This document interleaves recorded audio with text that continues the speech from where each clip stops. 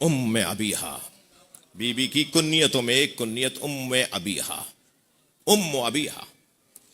ام الاسماء، be be کے تیسری کنیت ام الفضائل، ام الفضائل، فضیلتوں کی۔ اچھا یہاں پھر ایک مرتبہ توجہ چاہوں گا، ہمیشہ اب، ابن اور جس سے کنیت بنائی جاتی ہے اس کے معنی بیٹے، باپ اور ماں کے نہیں لیے جائیں گے۔ توجہ، ام الحسن تو سمجھ میں آتا ہے، امام حسن کی ماں، ام الحسین سمجھ میں آتا ہے، ام الحسنین سمجھ میں آتا ہے، مگر ام الفضائل کا کیا مطلب ہے؟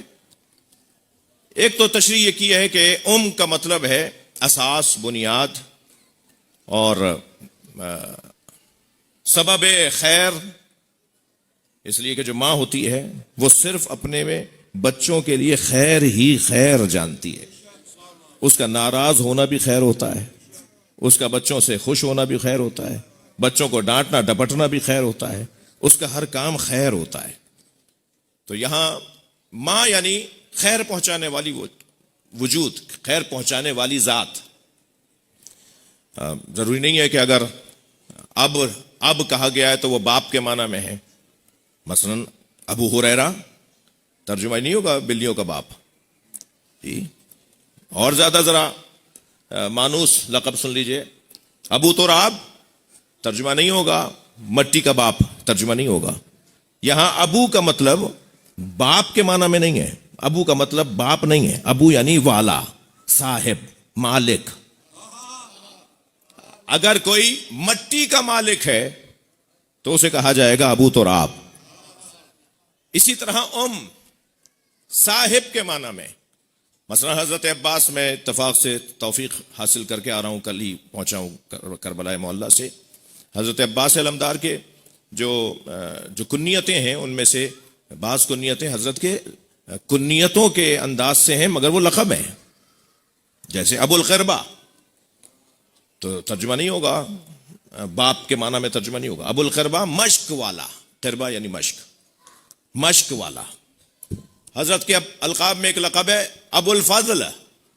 اب اگر فضل سے مراد فضل ابن عباس، مولا عباس کے فرزند حضرت فضل مراد ہیں تو پھر باپ کا ترجمہ ہوگا فضل کے بابا۔ اور اگر ابو سے مراد یہاں، بلکہ فضل سے مراد یہاں بیٹا نہ ہو بلکہ فضل سے مراد علم ہو تو پھر ترجمہ یہ نہیں ہوگا کہ فضل کے بابا، بلکہ ترجمہ ہوگا علم والا، فضل والا۔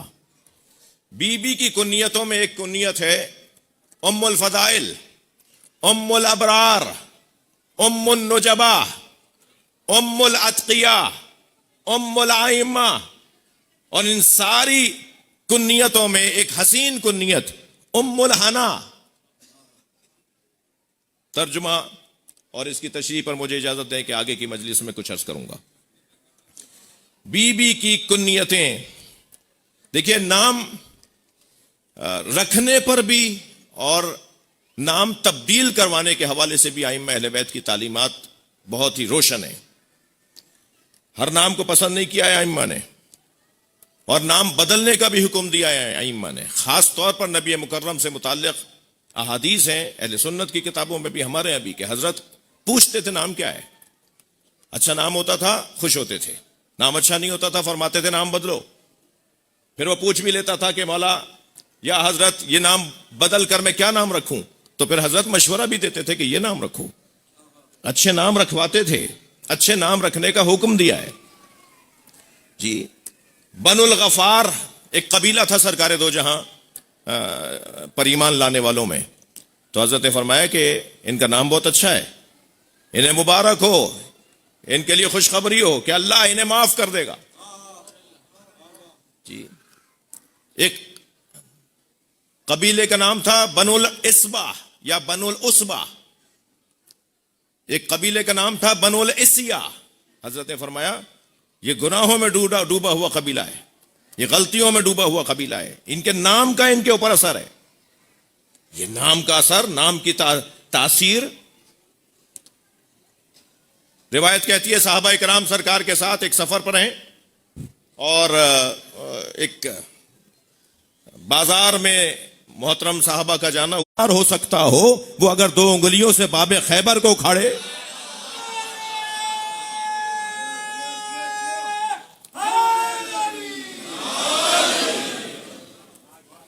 ہو گئی بہت سے لوگوں کی الجھن دور. میں مراد یہاں نہیں ہے، ویڈیو بن رہی ہے، لائیو مجلس جا رہی ہے.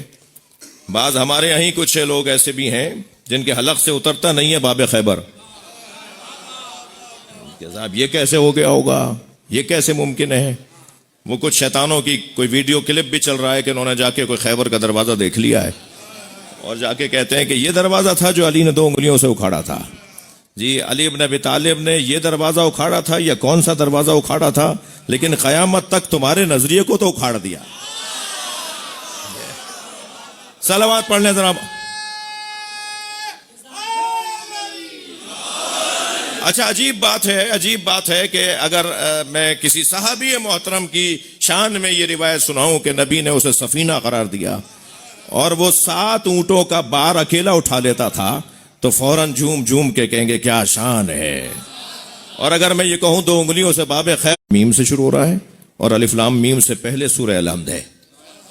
سورہ الحمد مکمل قرآن کا وزن رکھتی ہے. پورا قرآن ایک طرف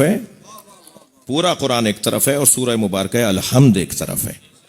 اور سورہ مبارکہ الحمد بھی جو پورے قرآن کا وزن رکھنے والا سورہ ہے، اس کے اندر جو جلوے ہیں، معرفت کے جلوے ہیں. الحمدللہ رب العالمین یہ اللہ کہہ رہا ہے. الرحمن الرحیم یہ اللہ کہہ رہا ہے. میں جو کہہ رہا ہوں وہی میرا مجمع سنے گا. میں اپنے بیان کا ذمہ دار ہوں. الحمدللہ رب العالمین الرحمن الرحیم مالک یوم الدین یہ اللہ کہہ رہا ہے. اچھا اگر یہاں تک بھی آپ کو تردد ہو تو ایاک نعبد و ایاک نستعین اللہ کہہ رہا ہے. ہم تیری ہی عبادت کرتے ہیں، تجھی سے مدد مانگتے ہیں. کوئی اتنا بڑا بندہ ہے جو یہ بول رہا ہے تو اللہ نے پیغام اور وحی بنا دیا.